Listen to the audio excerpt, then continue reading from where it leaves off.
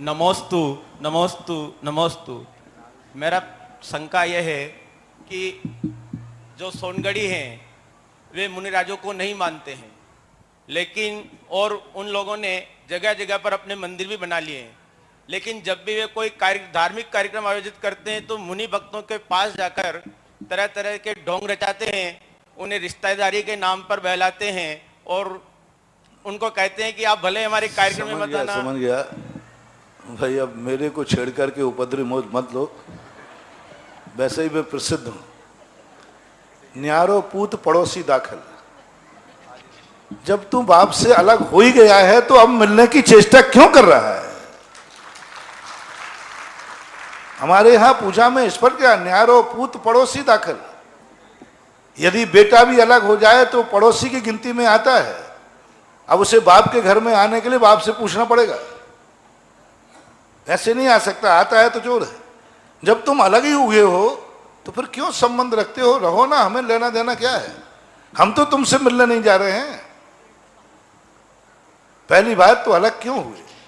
देव शास्त्र गुरु से अलग होने वाला व्यक्ति अपना भाई भी क्यों ना हो, अपना ब्याई जी भी क्यों ना हो, उससे रिश्तेदारी तोड़ देना चाहिए। और रिश्तेदारी कायम रहे तो धार्मिक संबंध तो जरूर तोड़ देना चाहिए। पहली बात तो जो मेरे देव शास्त्र गुरु को नहीं मानता और आगम कह रहा है, उनसे ये पूछो कौन से शास्त्र में लिखा है कि पंचम काल में मुनि नहीं होते हैं? कोई भी एक भी व्यक्ति, बच्चा भी बूढ़ा भी, कोई भी ला करके मुझे दिखा दे कि पंचम काल में मुनि धर्म नहीं है। उज्वर कुंद कुंद भगवान ने स्पष्ट लिया, पंचम काल में, पंचम काल शब्द दिया, परे दुष्सम काले। पंचम काल के दुष्सम काल के 3 वर्ष कम 15 दिन प्रमाण भावलिंगी संत सदा इस पृथ्वी पर रहेंगे। आज तक एक दिन भी कम नहीं हुआ, सदा से रहे, क्षेत्रांतर हो सकता है। जब आगम के अनुसार स्पष्ट उल्लेख है, जो अकेले देव को मानता है वो मिथ्या दृष्टि, जो अकेले शास्त्र को मानता है वो मिथ्या दृष्टि, जो अकेले गुरु को मानता है वो मिथ्या दृष्टि। जैन दर्शन के अनुसार वही मंदिर पूजने योग्य है जहां देव शास्त्र गुरु तीनों को बराबर आराधना की जाती है, यथा योग्य। देव शास्त्र गुरु की बराबर। जिस मंदिर में गुरुओं का प्रवेश वर्जित हो, जिस मंदिर में मूर्ति में सूर्य मंत्र गुरु से न दिलाया गया हो, वे मंदिर मूर्तियां स्टेचू हैं, बिना दर्शन के खा लेना, लेकिन ऐसी मूर्ति का कभी दर्शन मत करना। वो पाषाण की मूर्तियां हैं। आगम में स्पष्ट उल्लेख लिखा है कि मूर्ति का सूर्य मंत्र दिगंबर मुनि मुद्रा में ही होगा। अब जिस समय मुनिराजों की अभाव था उत्तर भारत में, उस समय भट्टारक लोग सूर्य मंत्र देते थे दिगंबर मुद्रा में। उनके हाथ में पिछी होती थी, आजीवन पिछी, वस्त्र उतार देते, मुद्रा दिगंबर होती थी। और दूसरी बात, उस समय मुनि महाराज थे नहीं, मजबूरी का नाम महात्मा गांधी। आज तो मुनि मुद्रा है, उसके बावजूद भी गृहस्थ पंडित, बाल ब्रह्मचारी हो चाहे कर्मचारी हो चाहे कैसा भी हो, एक धागा भी जिसके पास है वो सूर्य मंत्र देने का अधिकारी नहीं। पंडित वस्त्र उतार के सूर्य मंत्र देता है, किसी भी आगम में नहीं लिखा कि गृहस्थ वस्त्र उतार करके सूर्य मंत्र दे सकता है, कहीं नहीं लिखा। वस्त्र उतार के सूर्य मंत्र कपड़े में दे नहीं सकता, कपड़े उतार के दे नहीं सकता। और आज वर्तमान में ऐसी मूर्ति, ऐसा मंदिर बिना दर्शन के खा लेना, लेकिन कभी ऐसी मूर्ति को नमस्कार नहीं करना, ये पाषाण मूर्ति है, शिल्पी के यहां रखी हुई मूर्ति। और जिसमें मुनिराज ने सूर्य मंत्र नहीं दिया, ऐसे किसी आयतन में रखी मूर्ति, दोनों में कोई अंतर नहीं।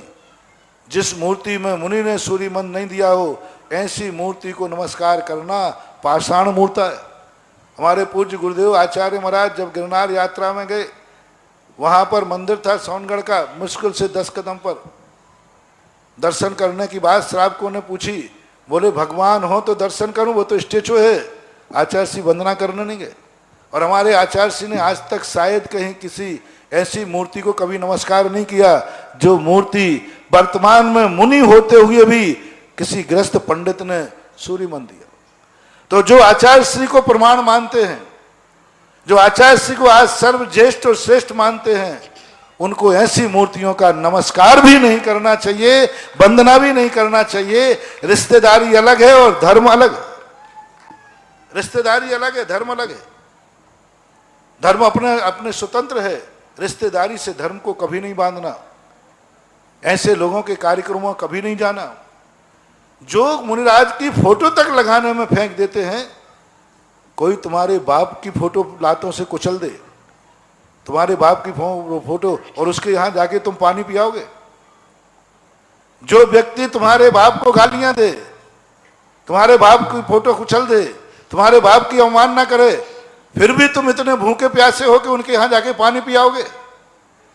जो तुम्हारे गुरु को नहीं माने, तो तुम्हारी गुरु की आराधना नहीं करे, निंदा करे, फोटो तक नहीं लगावे, ऐसे पंचकल्याणकों में, ऐसे मंदिरों में पानी भी पीने जाना उनके यहां, समझ लेना अपने बाप के हत्यारे के यहां भोजन करने के बराबर है।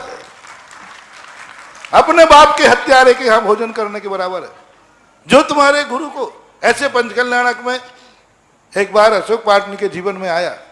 उन्होंने कहा कि आप इस पंडाल में मेरे गुरु की फोटो भर लगा दीजिए।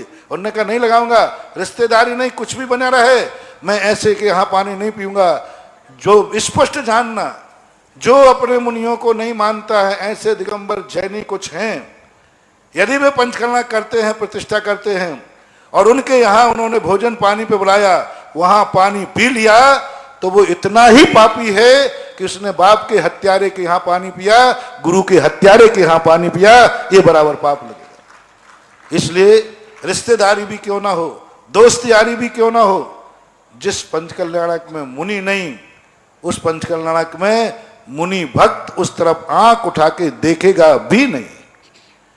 तुम उनके यहां रिश्तेदारी भजाने चले जाते हो, तो वो तुम्हारा भी तो रिश्तेदार हुआ। जिस पंचकर्मा मुनिराज आते हैं, तो क्या वो रिश्तेदारी के बहाने तुम्हारे यहां आ जाते हैं?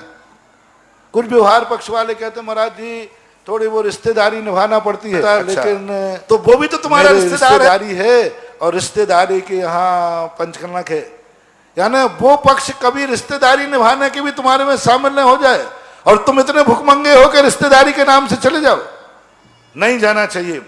चाहे वो कहीं भी हो, सारे भारत के लिए संदेश है। जब उन्होंने अपना अलग झंडा गाड़ा है, वो दिगंबर मत है ही नहीं, वो तो कंजाइस्ट है। जैसे ईसा को मानने वाला ईसाई, ऐसे ही कांजी को मानने वाला कंजाइस्ट। अपन दिगंबर जो है ना, अपन, और दिगंबर गुरु को मानने वाला दिगंबर, सीधी बात है। जो दिगंबर गुरु को माने वो दिगंबर, जो ईसा को माने वो ईसाई, और जो कांजी को माने वो कंजाइस्ट। तो कंजाइस्ट है, वो दिगंबर है ही नहीं, फिर वहां भोजन में कैसे जाना? वहां भोजन में जाने का अर्थ है अनायतन में जाना, नियम से मिथ्यात्व का दोष आएगा। यदि ऐसा है तो, और यदि सब गुरु को मानते हैं, देव साध गुरु को, तो फिर कोई बाधा नहीं। वो तुम्हारे यहां आवे, तुम उनके यहां जाओ। फिर 1000 मंदिर बनाओ ना, मंदिर बनाने से क्या फर्क पड़ता है? लेकिन जब तकरार गुरु से है, तो गुरु भक्त को भी तकरार मानना चाहिए। यहां रिश्तेदारी नहीं निभाना चाहिए।